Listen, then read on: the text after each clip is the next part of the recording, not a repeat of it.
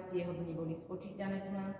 A aby si poistil zrejme nové pracovné miesto, tak vybavenie celej mincovne s materiálom poslal do Budapeštianskej mincovne na 50 vagónoch. A vlastne keď sem prišli z ministerstva financií, tak zistili, že mincovňa je vybrakovaná. Vtedy bola potom otázka, že či sa mincovňa zavrie, otvorí sa nová pri Prahe. Viete asi, ako to dopadlo.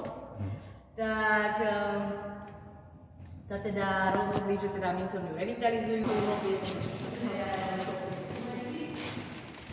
No a on je zvontrený, ale napríklad asi na tom plánu, to znamená, že je veľmi ťažký vážny, tak viacej chodí.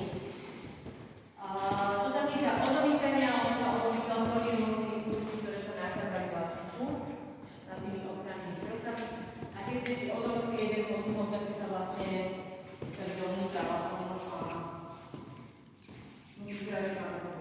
Mali sme tam 5 sa pre školy, prišli dôchodcovia tej skupiny a úplne nám to vyrabovali.